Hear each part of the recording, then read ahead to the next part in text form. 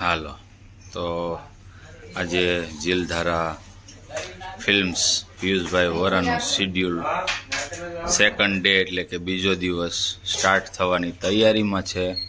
સાગરભાઈ પાણી પીવે છે.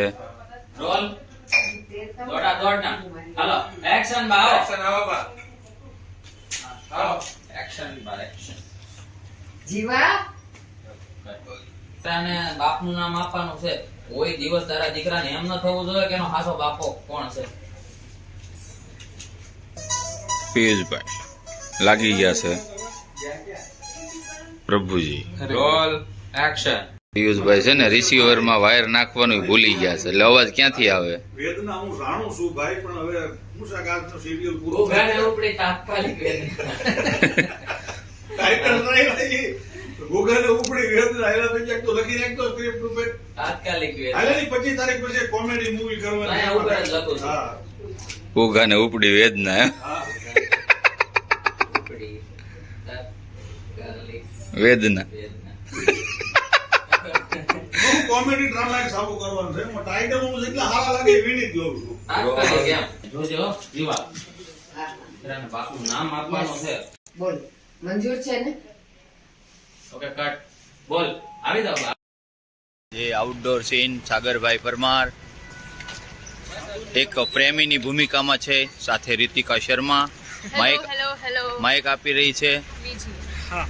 ખૂબ ખૂબ આભાર બોલાય. બસ અહીંયા અમને આઉટડોર સીન કરવામાં જ મજા આવે.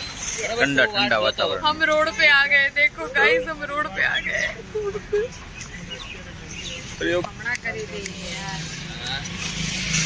મેં તમને ઈ હારું બોલાવ્યા છે.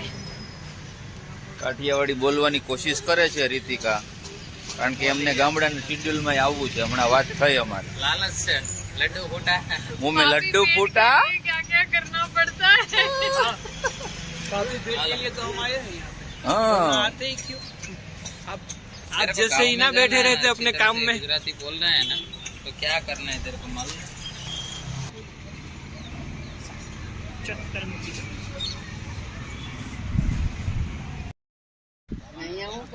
તો મિત્રો આજે અમે આઉટડોર શૂટ કરવા આવ્યા છીએ તાપીના કિનારે. જબરદસ્ત વ્યૂ છે કોઝવેનો, તમે જોઈ શકો છો. મસ્ત વ્યૂ. અમારે સીનમાં છે ભારતીબા, પિયુષભાઈ. જબરદસ્ત સીન લેવાના છે તાપી કિનારે. આ ફિલ્મ જ્યારે રિલીઝ થાય જીલધારા ફિલ્મમાં તો અચૂકથી જોજો, કારણ કે આવી ફિલ્મો બહુ ઓછી આવે છે યુટ્યુબની દુનિયામાં. હમણાં રીચાબેન આપઘાત કરવાના છે અને અમે એને બચાવવાના છીએ. આવો સીન છે, એકચ્યુઅલમાં કંઈ નથી, બરોબર? એટલે જબરદસ્ત વ્યૂ છે મિત્રો. વાઇબ્સ જ કંઈક અલગ છે તાપી નદીના કિનારે. તો અમારે રીચાબેનનો સીન છે તાપી કિનારે.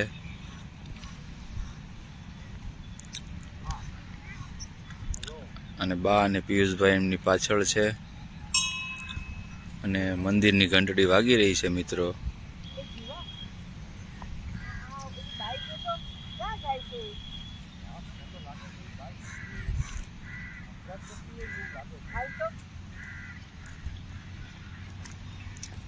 જો હમણાં બચાવી લે છે રીચાબેનને, નદીમાં પડવા જાય છે.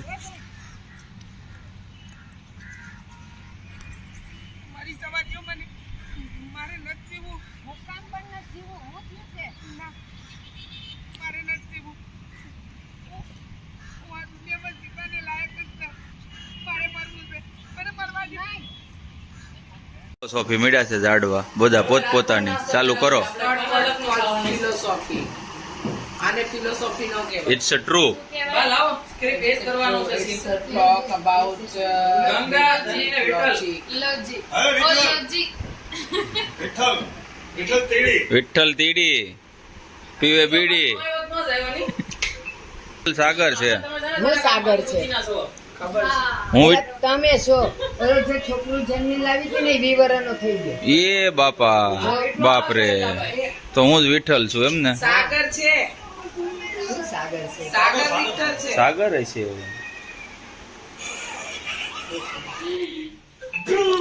આ ફિલ્મમાં રીચાબેન ગાંડા હોય એવું કેરેક્ટર નિભાવે છે. આવી એક મિનિટ. ધની ધની એક મિનિટ બેટા જો દીકરા તારે બહાર જવું હોય તો જા પણ સાંજે વહેલો આવી જજે. હા પેલો ગણેશ અને એની બેન આવવાના છે હિસાબ લેવા. આપણે એની સાડીનું કામ કરીએ છીએ ને એટલે આજે હિસાબ લેવા આવવાના છે અને અમે તે એની બેનને ધની એક મિનિટ. અને એની બેનને આપણું ઘર બહુ ગમે છે, તું પણ બહુ ગમે છે એટલે તારા માટે માગું નાખવા આવવાના છે. હે ને વહેલો આવી જજે. કાટ વિઠ્ઠલ કે દાદીમાં ગણેશ બાઈકમાં વાળ કપાવવા જાઓ તો હજારમાં સોટલીને દોરો બાંધીને મધર બાંધી દેતો હોય છે. સીપીઓ મારે સીપીઓ. પણ તો આ એક હાથે દાંત પકડે ને તો બીજા છે કાતર કઈ રીતે આવે? આમ સીપીઓ મારે ને આમ સીપીઓ મારે ને યાર સોંટાડ દે હેઠેના પણ ઈ બધું કપાઈ કરતા અહીંયા દોરો બાંધીને આમ ધાબે બાંધી દેવાય પછી બે હાથે કાપી નખાય. નડે એને પ્રોવાય દોરો. અરે રાઘવના બાપુ જો તો આપણો રાઘવ કોને લઈને આવ્યો છે. આ હું કાટ રાઘવ છે બાપુજી. ઈ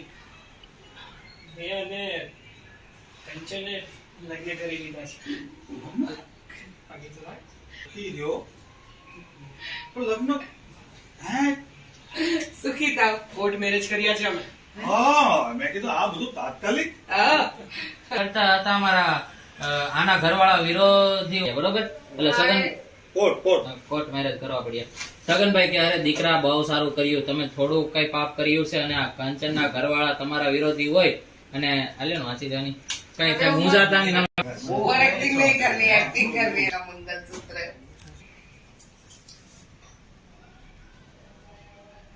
હા લે આ દીકરા હસવાતા નથી ઘરમાં અને આ નવી કોક ઓ ઘરમાં આવી લાગે છે. લો કોણ છો તમે અને મારા ઘરમાં શું કરો છો? તમારું ઘર ભાઈ પણ એ તો કહો કે તમે કોણ છો? હું જવાબ આપું છું હા કે આ કોણ છે.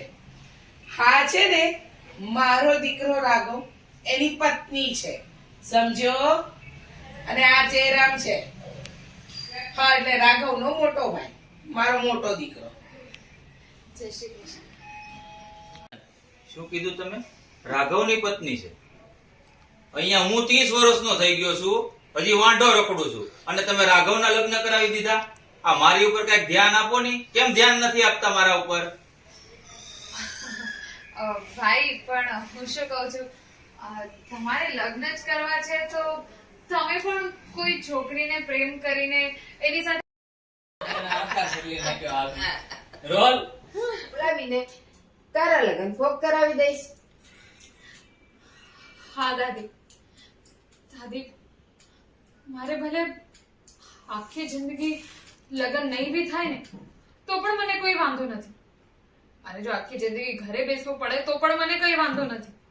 હું આખી જિંદગી ઘરે બેસવા માટે તૈયાર છું પણ મારે હવે ક્યાંય લગ્ન નથી કરવા.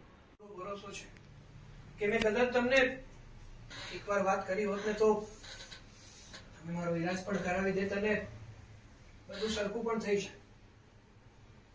પણ પપ્પા મને એક વાતનો ડર હતો કે જો મેં તમને આ વાત કરી હોત ને તો તમે આ વાત રતનને પણ જણાવી દેત અને રતન ગમે તે થઈ જાય, હું ગમે તેવી હાલતમાં હોય છતાં પણ એ મને સ્વીકારવા માટે તૈયાર થઈ જાય.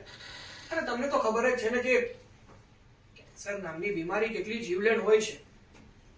હા, હજારોમાંથી અમુક જ કેસ એવા હોય છે કે જે બચી શકે છે. મને ડર હતો કે કદાચ મને કઈ થઈ ગયું તો રતનનું શું થશે. અરે પણ રામ, તમે એકવાર તો વિચાર કરો, હું તમારી થનારી પત્ની છું. એટલા માટે મેં તમારા બધા સાથે ઝઘડો કરી અને સારવાર માટે જતો રહ્યો. અને કદાચ મારા ગયા પછી તને કોઈ સારો છોકરો મળી જાય તો તું લગ્ન કરી લે, જેથી કરીને તારી જિંદગી પણ સુધરી જાય. ઓકે કાટ વાલી દાદી કા દીકરા રામ ફાઇનલી કોઝવે પરથી અમારું શિફ્ટિંગ થઈ રહ્યું છે કાલની જેમ પિયુષભાઈના ઘરે. તો મળીએ ત્યાં બધા. Bye bye. તો ગાડી સાફ કરી રહ્યા છે. ચલો શિફ્ટિંગ કરીએ. વાહ વાહ જેવું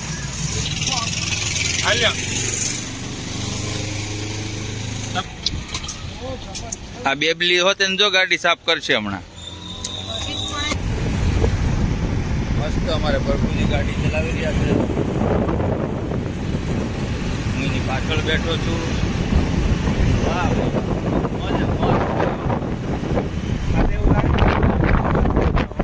એવું લાગે છે. સારું. તો અમારે ડીઓપી સાહેબ કહે છે કે આજે અમે લોકો વહેલા છૂટા થઈ જઈશું તો 1 કલાક વહેલા ઘરે જવા મળશે.